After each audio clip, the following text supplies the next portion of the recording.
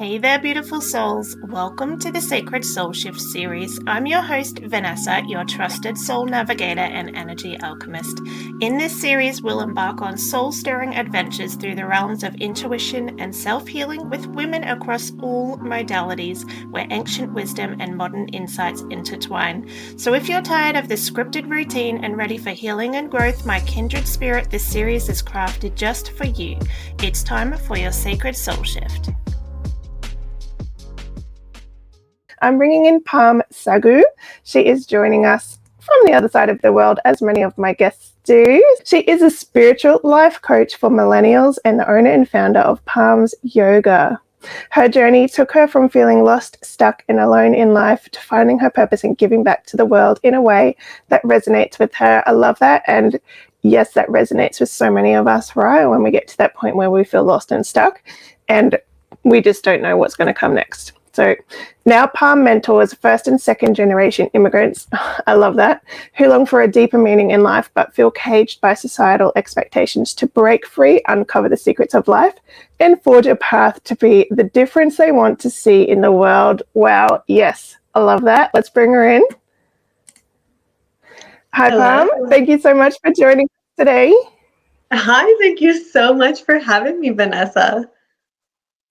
I'm so excited to talk about yoga with someone because you do yoga philosophy and I do yoga, but it's not something that I teach and it's not something that I've really ingrained like my own personal practice in. It's something that I go from being really dedicated to not being really dedicated about yoga, and I feel that that's like a lot of people that don't really, and I really know that, you know, to shift into that mentality, to really hone in on a yoga practice is something else. And I really want to get there one day, but I go through fluctuations where I hope we can talk about this later, but where I get kind of, I feel like I'm dedicated to it and then it just kind of slips away, much like my meditation practice, that I have a daily practice and then life gets in the way, right? Stuff happens and then I kind of lose that dedication and it goes on a little holiday over there. And then, you know, a month or so later, I'll be like, wow, I haven't done yoga in a while. And I'll jump back in and start doing it. But we'll talk about this later, so don't go into too much detail. But I'm happy to bring in, you know, someone that understands it more so from not just the physical aspect of a yoga flow, but more so the mental and spiritual side of it to bring into your life and help, you know, as you said in your bio, help people get unstuck and move past fear and blocks in their life through this philosophy, not just as like an exercise routine. Yeah, and you know what? That is the purpose of yoga. Yoga has been around for thousands and thousands of years for this purpose, right? It's a spiritual practice. It's not just something you do to get your sweat on or to exert or get that, you know, that ache out of your back. It's really to attain inner peace and to attain inner freedom. And so it's such a powerful practice. And I will say that when I first started, I also had no idea what I was getting into. I just knew that there's something about this practice that makes me feel good, right? It makes me feel calm and peaceful and at ease. And so when I committed to that practice, you know, I got deeper and deeper and deeper into it. And eventually I was like, holy cow, this is like the secret to the universe. Like this answers all the questions that I've ever had about like, why am I here? What is my purpose? What am I supposed to do? Like, what is this world? You know, like all the questions, all the existential questions that you have that you've probably Googled like a million things and you just find nonsense on the internet. Like this is where the real answers are. Mm-hmm. Amazing. And it's amazing that it all comes through yoga and everything associated with yoga.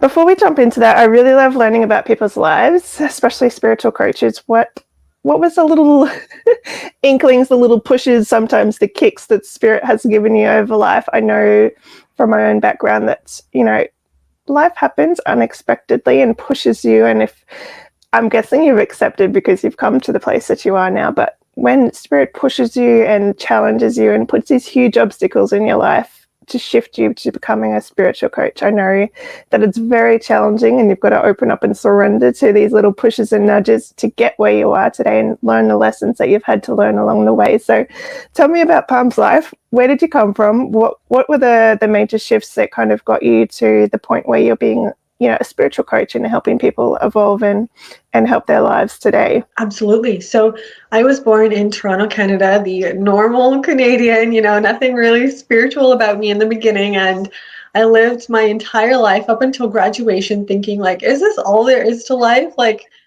there must be more, and feeling really, really tired, right? All of the pushes that I got were really internal. Like in the beginning, that first feeling it built up over time up until the end of graduation, right? I felt pushed to do all these things, right? Go to school, get a job, like, do post-secondary education, do all the things. And then afterwards, it's like, right as you're approaching graduation, it's like, okay, now you either continue your education or you go to work. And I'm thinking like, wait a second, I thought I'd get a break after this. Like, that's the only reason I did this so quickly. And that feeling of like, okay, what about me? Like, what about me? When do I get time to give to myself? That pushed me to take a year off.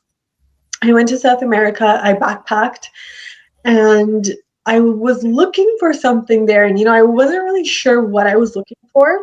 I was looking for something to fill that hole, right? To fulfill me, essentially. And I didn't find it. After a year, it started feeling like the same. I'm like, okay, this is just work, right? Like, I just have to, I get up, I move, I settle in a different place, I get to know people, I have the same conversations, I do the same things, I walk around and, like eat the same foods with different spices, like, like at some point I got really, really tired of that. So I came home and I felt like I was back at square one.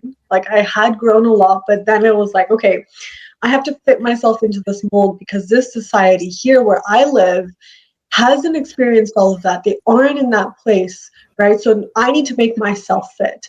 And so I found a job. It was a 9 to 5, a normal 9 to 5. I worked at a startup. I thought there would be a lot more flexibility. Not really.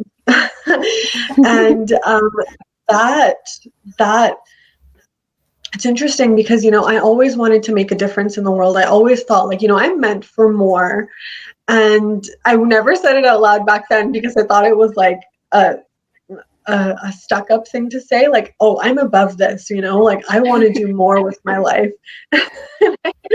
But when that took me to that startup where I thought, okay, like we're doing something in the world. But 6 months later, I quit because, again, that feeling started to build up. Like, I am meant for more. Like, this is not what I'm supposed to do. And I guess the straw that broke the camel's back is my boss really giving me an ultimatum. He's like, okay, Parm, I want you to move into town. And yeah, and I was like, oh my goodness, I can't do this. Like, I can't put myself through this any longer. And I looked at my road, I looked at my life 10 years down the road, and I thought, if I stay here, it doesn't matter how much money I make. Like, if my paycheck doubles or triples or quadruples, I'm not going to be happy. And I know that. Whereas if I quit, there's this big question mark, right? Like, I don't know what's going to happen, but I do know, based on my experience in South America, that there's a potential to be happy, right? There's a potential to find something. And so that moment really gave me like a kick. It lit a fire beneath me, and I was like, I need to quit now. So I quit, and that's when I committed to my yoga practice. And when I made the commitment to practice every single day, that took me down this like rabbit hole of spirituality. I was invited to a breathwork workshop. I was then invited to an ashram. I met an enlightened master. I did like so many courses after that. I did silence courses and yoga teacher training and like just so many things. And eventually I realized how blessed I'd been to have received all of this, to literally have received everything that I asked for. And so that's when I decided to start Parm's Yoga, so I could really, help others. I love that. I love that you wanted to help people right from the beginning. That's amazing. So you were kind of dipping your toes into the yoga practice kind of beforehand while you were going through all of these like mental shifts, and then you kind of got to a point where I'm like, I'm going to do this every day. Yeah, and you know what? It's funny because I feel like the universe just gives you, it's like drip marketing. They just like, it just gives you these little hints and these little clues. Like, it started in university. There was like power yoga at the physical fitness center. And like, I remember getting the shoe tag and going and doing all the things. And then I went traveling, and then like in the randomest places I would find yoga. Like I would be camping on a beach somewhere in the middle of nowhere. I would come out of my tent in the morning and someone would be practicing yoga right beside me, and she'd invite, like, they'd invite me over saying, come, let's practice. And I would be like, this is weird. This is so weird. I love But that. just like that, it kept on showing up until one day I was like, okay, I'm gonna practice. Love that you kind of got the calling, but you said yes. And I know, like, it might have been a little bit different with you in yoga, but I know a lot of fears come up when you're kind of pushed to accept your purpose and follow your path. And let's talk about obstacles. And I guess yoga would have helped you kind of push through those fears and kind of center in your purpose as you went along and you committed to this journey. But were you faced with any kind of like obstacles along your journey, or did synchronicity just kind of flow and help you shift into this path quite easily? I would say that it has been obstacle after obstacle. I mean, just so many things have come up in the past, like on the way. And the first one was, of course, this uncertainty of like, oh my God, if I quit, like, how am I going to make money? How am I going to survive? Like, how am I going to feed myself?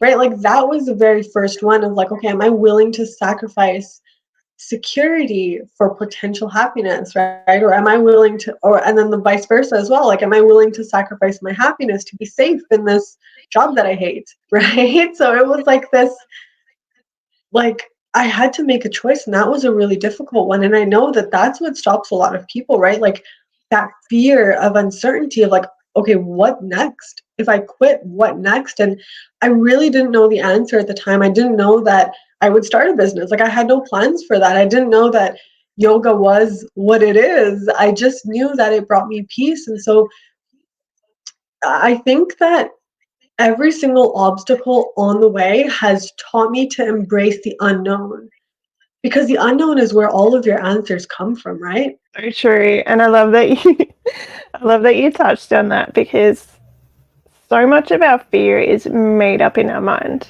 right? Like, and we do get to this point where we know there's more for us, but we don't know what it is and we don't know how we're going to get there. And that's where a lot of people stop, because they self-sabotage and they make up all these scenarios in their head that are likely 99% to not come true. Like Mm-hmm. it's unknown, we don't know, but we make up all these self-sabotaging stories, and that's the fear that blocks us from saying yes and surrendering to what comes next, right? Because we don't know what's going to come next. And I love that you chose to follow that path and not know where your money was going to come from and not know what you were going to learn or do next. And that's, I think, the difference between people that follow their purpose and their path and people that just get stuck and they don't know how to shift past that point.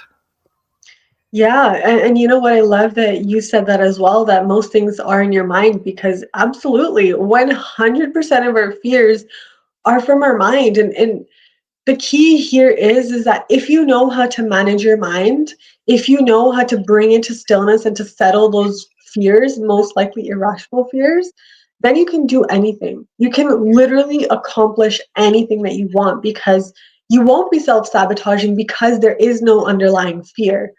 You see what I'm saying? Like, and that's the whole purpose of yoga. Like, I was so blessed to fall into the lap of this beautiful practice that is catered entirely toward managing your mind and bringing it to stillness, because your mind is the only thing that stands in your way. So many things, right? Like your purpose, inner peace, contentment, happiness. Like, it's just your mind.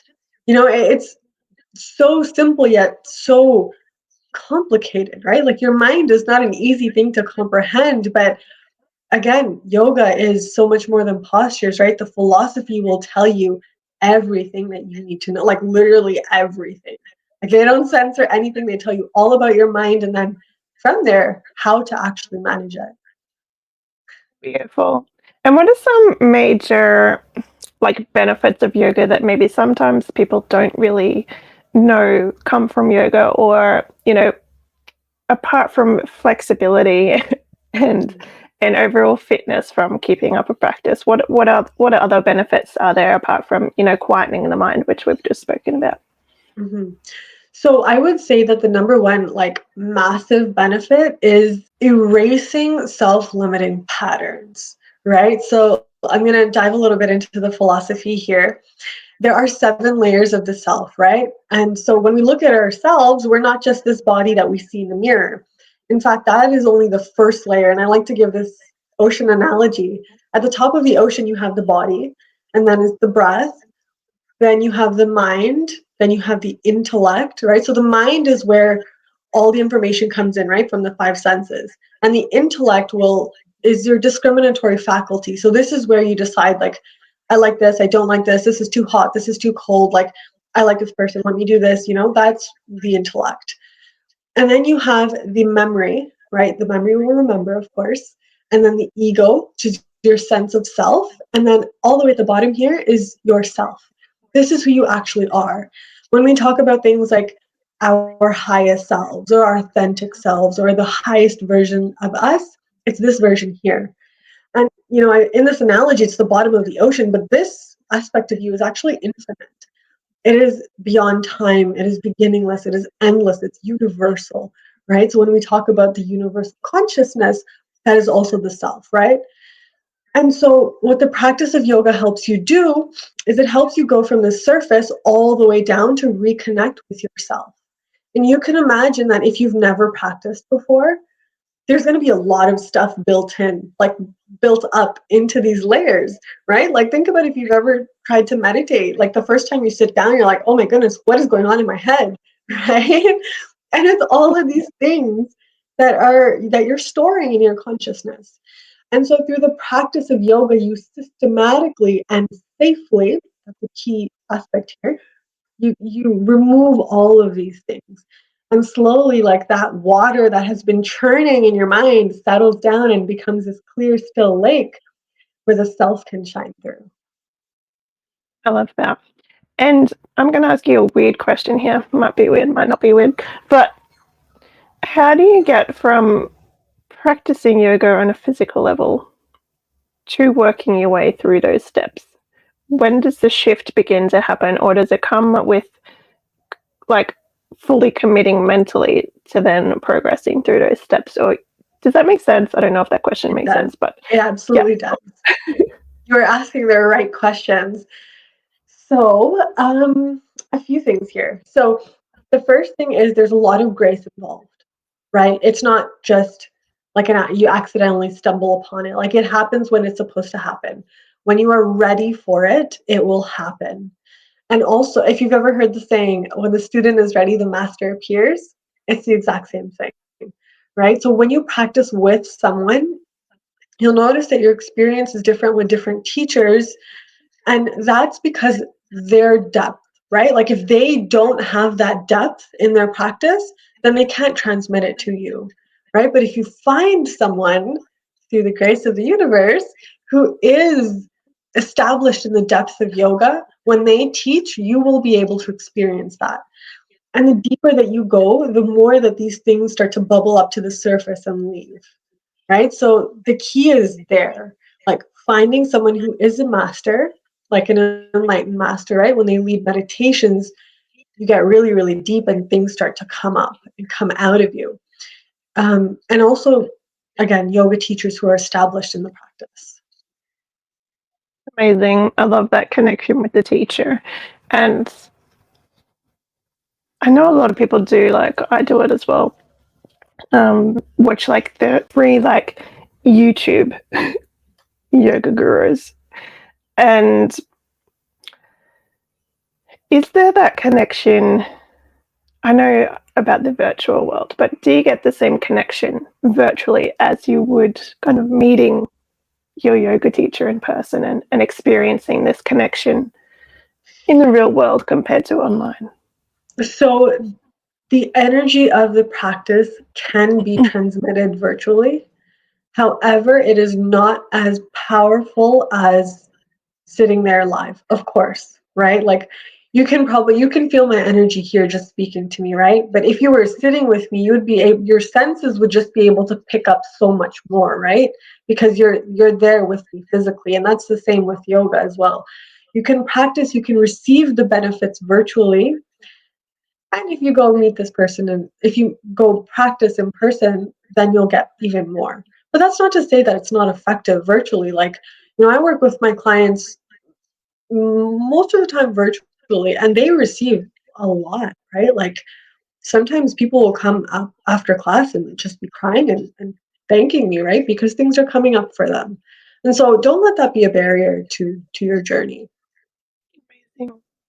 I've never really heard that before. So thank you for sharing that about the teacher and, finding someone that's actually worked through the depth and the levels that eventually you want to get to. And because I've never really associated a teacher with, the mental and spiritual depth of yoga as just only with the physical. So that's a new way for me to look at it as well. And all these women that are going to be listening to this. But yeah, it's interesting. So thank you. It's just turned a little switch in my brain today. So let's talk about breath work and how that kind of relates to yoga and can be used separately as well as, during a yoga practice and what breath work can bring up, because I've touched on breath work before as well, but I don't really dive deep into it with my people. So let's talk about that and, how you can use it as a separate practice, but also incorporate it, into your yoga. Mm-hmm. Yeah, so if we come back to our model here, the second layer was the breath, right? So it's not separate from the body, and it's definitely not separate from the practice. And actually, the definition, like if you look at the word yoga, it comes from the root word yuj in Sanskrit. And that word means union, right? And that's a union between the body, the breath, and the mind, right? They've included all of these inner faculties into the mind. And so when all of these layers are in union and in harmony, you reach the self, right? The self can shine through. And so by working with your breath, you're able to do that, right? In Sanskrit, the word for breath work is pranayam, right? Prana is your life force energy, and ayam is like extending the energy, right? Essentially controlling the energy. So think about it. If you can directly control your life force energy, I mean, that's so powerful, right? That is so powerful. You can, so to give you a little bit more information, your prana moves in channels called nadis, right? So energy channels. And there are thousands of them in your body, right? You have so many. And anywhere that there's a blockage, it'll show up as tension or stiffness, tightness, limited range of motion. And it also shows up in the other layers, right? It'll show up as stiffness in the mind or like disease or like, something's going on with your skin or your stomach or whatever. Like it's the prana is not flowing properly, right? And so by practicing pranayam, you can heal so many things. Like you can literally reset your entire system by practicing properly. And that's not to say that you should just go out and Google anyone, right? Because it can be dangerous, right? You need to know that the person you're learning from knows what they're doing. They've learned from a reputable source and all of that. So be careful with these practices, right? They really are very, very powerful. Yeah, I love that. And I love how you talk about it being, part of yoga. And I guess when it comes down to it, yoga is not just the session on the mat, right? It's this whole philosophy, as you call it, of life and the way of living and incorporating all of these different things into your everyday, not just on the mat. Mm-hmm. There are actually 8 limbs of yoga, and it's really interesting. So the first limb is it's there's yamas. So yamas are really like how you deal with society and like so your interactions with the world around you essentially. And then there's niyamas, so your interaction with yourself. Like what is your discipline like? Like do you keep yourself clean? Like are you practicing contentment? Like there are 5 of each of those. And then there's asanas. So this is the the posture practice, right? So this is what we've kind of expanded to be the entire practice, but it's really just a tiny drop in the ocean of what yoga is. The fourth is pranayam, so the breath work. The fifth is pratyahara, right? So pratyahara is the bridge inwards, right? So from the outside world to the inside world. So it's taking the mind inwards, detaching it from the sense objects, right? So from the things that you smell, the things you touch, the things you see, and taking it to your inner world. Then is bringing the mind to one pointed focus, dharana, right? This is a meditation technique. If you know, like focus on the tip of your nose or focus in between your eyebrows. And then the next is dhyan, which is meditation. And then the eighth limb is samadhi. And samadhi is higher states of consciousness. And what that means is really this layer down here, right? Reaching the self. Mm-hmm. Amazing. And someone that's kind of starting their journey and wanting to kind of, step it up and go a bit deeper and become more committed to their practice, where would you say someone should start? What are the steps? Is it about finding the right teacher? Is it about reading some books? What would you recommend? So I would really say that it varies person to person. It definitely helps to have a way to keep yourself accountable. So whether that is a teacher, whether that's a coach, whether that's a course you're doing, it definitely helps. But also, like, if books are more, if they resonate with you more, then you could go into that venue. But again, you have to find the right books, right? Like, you can have the same text translated into like English, and it can be like this, or it can be like this and double spaced, right? So you have to know where to look. um, it really, really depends. So to give you an example, for me, it was like I just knew that without this practice, I am miserable. Like I'm in a place where I have no idea what's going on in my life, and that for me was motivation enough to practice every single day. But if that is difficult to find, then absolutely a coach would help, or committing to a class, right? And then obviously finding a class that speaks to you, right? If you go to a class and it's just like, it feels very surface level, it's hard to kind of commit to that, right? Because if you don't go, what are you losing? You're just losing some exercise, right? Whereas if you find the right teacher and the right type of classes, then you're giving up your inner peace, right? You see the difference there, right? So it's all about that, right? Like finding what resonates with you, and then finding a way to make yourself accountable, to keep Yes, and yourself I love accountable. I love that you touched on as well, because I do it all the time. Push people to keep going and to keep trying, because as you said, you might find a class and you might love it at first, or you might not resonate with them. Don't give up. That's the point where you're either saying yes to soul and you keep going, or you say no and you self-sabotage and you let fear, or you let that little mismatch stop you from going forward. I love that you touched on, you might not resonate with every teacher, you might not resonate with a class, it might not be what you're after. That's the point where you need to go, this isn't, meshing well with me and my soul and what I need. Don't let that stop you. Go and find another teacher, go and find another class, even if you've got to drive, to the next suburb, and or you talk to someone and see, what teacher they're with or whatever. I think that's a really important step. Is knowing that not every teacher is going to lead you where you need to go, and you're not going to resonate with every single class that you turn up to and you sign up for. You don't have to keep going if you don't resonate with someone. You can say, no, this isn't for me, and find another teacher. I love that you touched on that. Absolutely. And you know what? I would even touch a little bit on the other side of that, is that when you do find the right teacher, some of the emotions that will come up are fear, right? Because there's something happening inside and the intellect does not understand, because the intellect's here and the self is here, right? And all the stuff that's happening is down here, and the intellect goes like, oh my goodness, what's happening? What are all these emotions? Where are they coming from? Right? So if that happens, you absolutely should continue, because I have seen there have been so many people who have come to some of my classes, and after one, like as a teacher, you become very intuitive, right? Like you can feel what your students are feeling. And so I have felt people experiencing emotions like fear and panic and things like that, and I'm just sitting there hoping, like, I hope you don't run away from this, because this is what you need to face, right? These are the things that you need to move through. And if you don't, they're going to stay with you. They're going to come up again in other situations. These are the reasons that you self sabotage. These are the reasons that you're unable to pursue the things that you want in life. And if you keep running from them, they're not going anywhere, right? Yes. And yeah. I love that. I call it pushing through the fear. when you know something's good for you and you know on the other side you're going to be better off, you're going to learn something and you're going to grow, push through the fear if it's not going to kill you. And Yeah.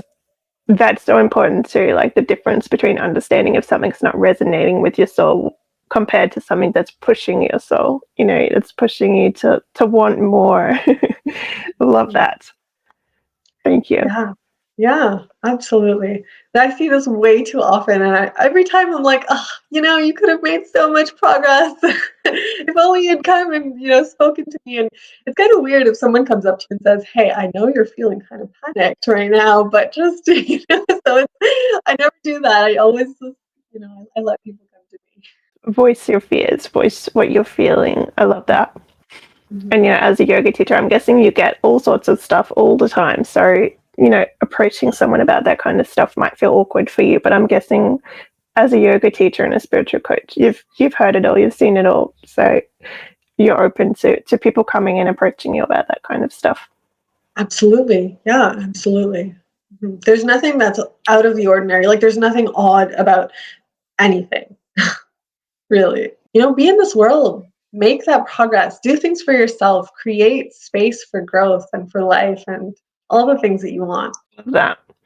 Is there any other topics that you want to chat on this morning? I know you kind of touched on, helping people find their life purpose. Is that kind of weaved into, the spirituality of going through like yoga philosophy as well? Or is that something different that you do as well? So I really combine all of it, right? So I'm a life coach, a spiritual life coach, and I use these practices to help people find that purpose for themselves and to find contentment and inner peace. And it's all on the same path, right? Because again, like everyone knows what they want, right? Everyone knows where they're supposed to be deep down, but it's that mind that says, well, what about X, Y, Z, and 10 million other things, right? And these things are really not relevant. And through these practices, I help people settle that mind, right? I help them bring that churning ocean to stillness so that they can see their purpose and they can move toward it with ease, right? So and the inner peace, of course, comes with clearing out all of this stuff, right? Because all of the stuff that we're storing in our consciousness, like think of a really big backpack just full of stuff. Like, how far can you walk if your bag weighs like 1,000,000 pounds? Not very far, right? Probably not even a single step, which is why people feel so stuck, right? Because they're holding on to so many things. And so it's through this practice that I help people move through that. And it can be, I guess, it's not a direct link that people make in the beginning, yoga and inner peace. Well, okay, how does that work, right? But it does, and it's beautiful learning about the philosophy. Like it's like opening up a flower, petal by petal. You're just like, oh my goodness, this is so Love that. beautiful. And I always chat about too how like everything's connected. So once you start opening up and shifting into your purpose and your path, like everything else in life opens up and changes as well. And it's like you flick this switch and you're like, I'm ready. Let's go. Like turn the corner onto your life path and everything kind of starts. The synchronicities come in. Your teachers, as you said, the teacher comes in when you need it. Yes. Things pop up. Your view about your body changes. Your mental shift happens, and it all just kind of connects at the same moment. So I love that you've connected that, with this philosophy, because once you start one thing, it all just kind of falls into place and things become easy and flowy, and the struggles don't seem to appear as struggles so much anymore. It becomes lessons and just part of your journey, and it's easier to push through that fear then once you start and you accept these things like Hmm. Hmm. into your life. It all just starts to happen. I love that. Absolutely. And I would say that the hardest step is that first one, right? To when you see that fear rising up and you say, okay, I'm going to face this. I'm going to do it this time. That's the hardest step. Like it's so easy to avoid, right? Like once you start to understand the mind, you start to understand people's like addictions and their tendencies, right? Like this is why we numb our mind with things like television, social media, alcohol, weed, like you name it. Any of the vices that we have are because we don't want to face what's happening in our minds. If you start to do that work, you will free yourself from this vice that doesn't bring you any joy at all. Like, let's be honest, it doesn't bring you joy, right? Maybe a momentary flash of pleasure, And that's what you go on chasing and chasing. But the real joy is within you, right? Like once you get rid of all of this junk that you're holding on to, like empty that, but just take off that backpack and throw it away, right? That's where true happiness and peace is, right? And it's about moving through that fear. It's about embracing it and saying like, okay, this fear is in me. I am responsible for this fear. And I am deciding today in this moment that I don't want it anymore, that I'm going to work through it and I'm going to do what it takes to be happy. Because, like, I mean, you have this one life, right? Like, live it to the fullest. Yeah. Do the things that you I feel your energy right now. You're just like shaking them. You're like, wake up. Yeah, just do it. What are you waiting for? I was just going to say it's frustrating for us as, as spiritual kind of coaches that have been there and seen that, and we just want to run around and shake everyone and be like, do what you want to do. Stop wasting your life. Like, it gets to that point. Yeah. So there was one thing I wanted to add to the question you asked me a little while ago about where do people start? And so if we think about these 8 limbs again, the beautiful thing is that wherever you start, the rest of the 8 limbs start to follow, right? And some of the things are so simple. Like one is cleanliness. Okay, take a shower, clean your room, like clean your environment, like clean up like who you spend your time with, right? Like don't spend time with toxic people who make you feel terrible, right? Like just do that and then all of the other limbs start to follow. Like you'll start to feel more happier, you'll start to feel more content, you'll start to treat people with kindness, you won't be inclined to steal things or to to do all of those things, and slowly you'll get more interested in asana or yoga postures and breath work and meditation, and it all starts to happen, but you have to make that decision to take the high road. So easy to be like, well, forget about that person and like they're blah blah blah blah blah whatever, but if you say, okay, I understand, I'm going to move on, I can't change them, but I can change myself and my response to the situation, that's where the power is. Yes. Love that. It's always about choice, and it's knowing you have that decision, but also acting on it, right? Taking that first step and doing the things that you are thinking to yourself that you'll do one day. It's Yeah. actually making that decision and doing something about it. Love that. Yes. So, what is Parm's legacy? I love this question at the end of my interviews. What's your message that you want to leave behind? What's your innermost passion that you want to leave into the world? Ooh, this is a good one. Honestly, what's coming to mind right now is that you have the power. Like the entire purpose of my company is to empower people and make them see that their entire lives are in their control. Like, I mean, there's nothing that is out of your control. Like, you say to people, oh, you're so lucky that you get to do this. And no, they're not lucky. They chose to do that. And you can choose to do the same thing, right? Everyone that you admire, everything about them that you admire, you can choose to have that too, right? And it's getting out of that victim mentality. It's empowering yourself and seeing like, okay, yes, I can do this. Like, I have that power. So yeah, you have the power within you. You know what to do. You just have to do it. Yes, love that. And I love that you're doing it so wonderfully in the world, wrapped up in this little bundle that you've become as a spiritual mentor, and you're helping other women. And do you work with men or just women? Men and You work women. with both? Yeah. Yeah, helping everyone like unfold and kind of unmask who they've been in their life and help them shift into their purpose and find their power. I love that. Thank you so much for doing the work that you do. Thank you so much for being with us this morning and sharing your wisdom with us while you've been here. Absolutely. You're very, very welcome. Thank you for having me and for asking all the right questions. I don't know. I take a step back and I put myself into learning mode rather than hosting mode, because I have questions and I love asking my guests questions from a point and a perspective where I want to learn from you. So thank you so much for opening up and being a teacher with us this morning and sharing, all the wonderful things about yoga. And I learned some stuff today that I didn't even know. So thank you very much. You're very welcome, Vanessa. Thank you, dear souls, for joining me on this sacred journey. If you enjoyed this soul-nourishing experience, don't forget to hit that subscribe button and the little bell icon so you can stay connected and never miss a moment of our soulful exploration. Let's keep this transformative conversation going in the comments below. Share your insights, your dreams, and the magical moments you encounter. This is a community of like-minded souls, and your voice matters.